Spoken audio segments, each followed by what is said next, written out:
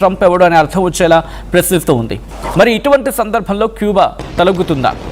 Iran నుంచి divert చేయడానికి Trump చేస్తున్న ప్రయత్నాలా? వీటి గురించి మాట్లాడుకోవాలి. ఎందుకు ఈ మాట వస్తోంది?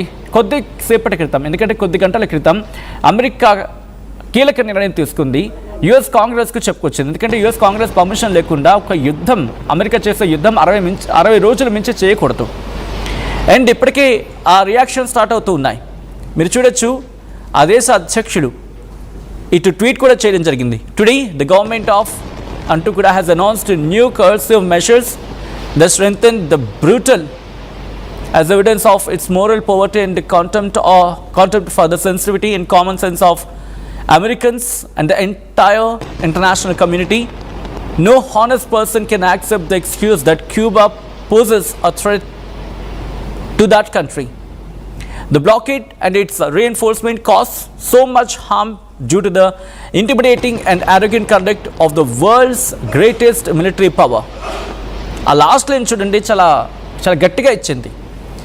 The blockade and its reinforcement caused so much harm due to the intimidating and arrogant conduct of world's greatest military power.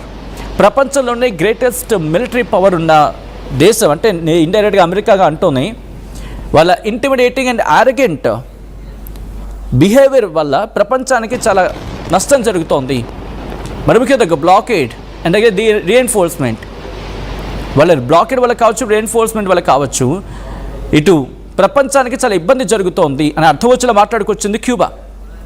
And a honest person accept చేయడు క్యూబా అమెరికాకు థ్రెట్గా మారిందంటే, ప్రమాదకరంగా మారిందంటే ఏ దేశం కూడా ఒప్పుకోదు అనేది వాళ్ళు చెప్తున్న మాట. ఇంకా అక్కడితో ఆగలేదు. ఒకసారి ఎందుకు అమెరికాకి అట్ ద సేమ్ టైం క్యూబాకి మధ్య ఉన్న ఇష్యూ ఏంటి, ఈ వైరం ఏంటి, ఒకసారి మాట్లాడుకునే ప్రయత్నం చేద్దాం. అంటే క్యూబాపై దాడి చేస్తామని చెప్పి డొనాల్డ్ ట్రంప్ ఎక్కడిగా డైరెక్ట్గా చెప్పకపోయినప్పటికీ చెబుతున్న మాటలు అవి. అర్థం చేసుకుంటే కనుక నెక్స్ట్ స్వాధీనం చేసుకుంటామంటే దాడి చేస్తాను అర్థం కదా, స్వాధీనం చేసుకుంటామంటే వాళ్ళే అప్పనంగా ఇచ్చారు, ఏమో అప్పనంగా తీసుకోడు. కాబట్టి క్యూబా అమెరికా పాత వైరం గురించి మాట్లాడుకోవాలి. క్యూబా అలాగే యుఎస్ మధ్య వైరం కొత్తది కాదు. ముఖ్యంగా క్యూబన్ మిజైల్ క్రైసిస్ తర్వాత ఈ సంబంధాలు ఎప్పుడూ టెన్షన్లోనే ఉన్నాయి.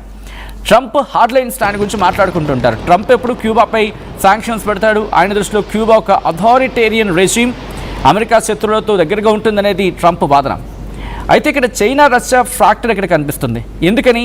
అమెరికాకు పెద్ద టెన్షన్ ఏంటంటే చైనా రష్యా ఈ రెండు దేశాలు క్యూబాతో మిలిటరీ పరంగా, ఇంటెలిజెన్స్ పరంగా కోఆపరేషన్, అంటే క్యూబాకి అమెరికా ఎందుకు లాగేసుకునే ప్రయత్నం చేస్తోందనే మాటలకు వచ్చినప్పుడు ఇక్కడ వినిపించే మాట ఏంటంటే చైనా రష్యా ఈ రెండు దేశాలు కూడా క్యూబాతో మిలిటరీ పరంగా అలాగే ఇంటెలిజెన్స్ పరంగా ఈ రెండింటి అంశాల్లో కూడా కోఆపరేషన్ పెంచుకుంటూ ఉన్నాయి. చైనా రష్యా క్యూబాకి మిలిటరీ కోఆపరేషన్ ఇస్తోంది అనేది ఇక్కడ అమెరికా గట్టిగా నమ్మే ఒక అంశం.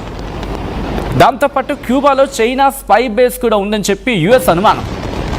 ఎప్పుడు అనుమాన సంకటమే వీళ్ళకి. అండ్ ఇంకా ఏమంటోంది, అమెరికాలో ఫ్లోరిడాలో చాలామంది క్యూబన్ ఆరిజిన్ ఓట్స్ ఉన్నాయి. ట్రంప్ వాళ్లకు మద్దతు కోసం అంటే క్యూబాపై స్ట్రాంగ్ లైన్ తీసుకుంటున్నాడు. ఇది పూర్తిగా పొలిటికల్ మెసేజ్ అవుతుందని చెప్పి అమెరికాలోని ఫ్లోరిడాలో చాలామంది క్యూబన్ ఆరిజిన్ ఓటర్స్ ఉన్నారు. ట్రంప్ వారికి మద్దతు కోసం ఈ పని చేస్తున్నాడు అనేది వినిపించే మాట. అది ఎలాగో వర్కౌట్ అవుతుంది ఆలోచించుకుంటారు కదా. అయితే నిజంగా దాడి జరుగుతుందా అంటే ఎలాంటి అధికారిక వార్ అనౌన్స్మెంట్ లేదు, కానీ యుఎస్ మిలిటరీ మూవ్మెంట్ కూడా ప్రారంభం కాలేదు. బట్ ఏమంటున్నాడు, ఇరాన్ నుంచి తిరిగి వచ్చే క్రమంలో క్యూబాను ఆక్రమించేసుకుంటాము, క్యూబాలో పని చేసుకుని వచ్చేస్తారు మా ఆర్మీ అనేది ఇక్కడ ట్రంప్ చెప్తున్నమాట. అంత ఈజీ కాదు కదా ఒక దేశం మీద దాడి చేయడం అంటే. వాళ్ళ సార్వభౌమాధికారాన్ని రెస్పెక్ట్ చేయాలి కదా. అయితే దాడి చేస్తా అనేది రాజకీయ స్టేట్మెంట్గా చూస్తున్నారు, ప్రజలు టాక్టిక్గా మాట్లాడుకుంటున్నారు, ఎలక్షన్ స్ట్రాటజీగా మాట్లాడుకుంటున్నారు. ఒక మాటలో చెప్పాలంటే క్యూబాపై ట్రంప్ స్టాండ్ అంటే డైరెక్ట్ వార్ కాకపోయినప్పటికీ sanctions, diplomatic pressure, China Russia influence తగ్గించడం అంటే అర్థం చేసుకోవచ్చు ఇక్కడ ఎటువంటి పరిస్థితులు ఉండబోతున్నాయనేది. ఒక్క మాటలో చెప్పాలంటే ట్రంప్ ఇప్పుడు అమెరికా ఇరాన్ మధ్య ఉన్న యుద్ధ వాతావరణాన్ని అమెరికా క్యూబా వైపు టర్న్ అవుట్ చేసేసి ఇరాన్ని పూర్తిగా మ్యూట్లో పెట్టేసేయాలి. ఇష్యూని మ్యూట్ చేసేస్తే కనుక తనకి పొలిటికల్ మైలేజ్ వచ్చే అవకాశం ఉంది. ఎందుకంటే చిన్న దేశంపై విజయాన్ని సాధించి అక్కడ దాన్ని ప్రొజెక్ట్ చేసుకొని ఇరాన్తో ఓడిపోయాను అని చెప్పి ఒప్పుకోలేకపోతున్న సందర్భం అని మాట్లాడుకుంటున్న క్రమంలో క్యూబాను చూపించి ఇదిగో నేను విజయం సాధించాను, ఇరాన్ని ఆఫ్కోర్స్ తను ఎప్పుడు అనే మాట కింద విజయం సాధించేసని చెప్పి తర్వాత లేటర్గా ప్రకటించుకుంటూ ఉంటాడు. ఏదో అంటూ ఉంటారు కదా, 100 సార్లు చెప్తే అబద్ధం కూడా నిజమైపోతుందని చెప్పి ఒక సామెత ఉంటుంది. అలాగే ట్రంప్ నోటంట అబద్ధం చెప్పిన, ఇన్ఫాక్ట్ నిజం చెప్పిన అబద్ధం చెప్తున్న, ఇన్ఫాక్ట్ నిజం చెప్పిన అబద్ధమని భావిస్తున్న రోజులు. అలాంటిది ఆయన అబద్ధం చెప్పినా కూడా నిజమైన నమ్మే పరిస్థితులు లేవు. కాబట్టి అది నిజం అబద్ధమని భావిస్తారు, అబద్ధం అయితే ఇంకా స్ట్రాంగ్గా నమ్ముతారు. కాబట్టి ఇప్పుడున్న సిచ్యువేషన్లో ట్రంప్ దాడి చేస్తాడంటే కనుక క్యూబాని దాడి చేసే అవకాశం ఉంటుంది అనుకున్న అతిశయోక్తి లేదు. అమెరికా అధ్యక్షుడు డొనాల్డ్ ట్రంప్ చేసిన కీలక ప్రకటన ఇది. క్యూబాపై ఆర్మీ ఆపరేషన్ చేపట్టబోతున్నట్లు ఆయన ప్రకటించాడు. ఇరాన్ నుంచి అమెరికా సైన్యం తిరిగి వచ్చే దారిలో ఈ ఆపరేషన్ జరగచ్చు, పూర్తవచ్చు అని చెప్పి ట్రంప్ చెప్పుకొచ్చిన మాటలు. ఫ్లోరిడాలో ఆయన ప్రసంగిస్తూ ఆపరేషన్ క్యూబా చేపట్టబోతున్నాము, వెంటనే క్యూబాను స్వాధీనం చేసుకుంటాం, ఇరాన్ నుంచి తిరిగి వచ్చే దారిలో మన సైన్యం ఆ పని చేసేస్తుంది.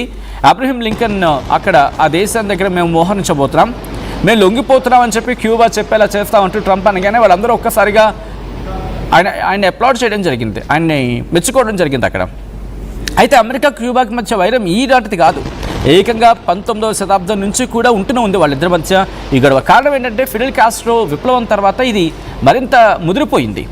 ఎందుకంటే ఇక్కడ యుఎస్ వాళ్ళ బిజినెస్ ప్రయోజనాలు చూసుకుంటుంది, దాంతోపాటు కమ్యూనిస్ట్ సిద్ధాంతం, సోవియట్ యూనియన్తో క్యూబా స్నేహం, ఇవన్నీ కూడా అమెరికాకు నచ్చవు. అమెరికాకి ఎప్పుడు వాళ్ళ స్వలాభమై చూసుకుంటూ ఉంటారు. వాళ్ళకి ఎవరైతే సపోర్ట్గా ఉంటారో వాళ్ళు సై అంటే సై, నై అంటే నై, రై అంటే రై, అంతే, ఇలాగే ఉండాలి.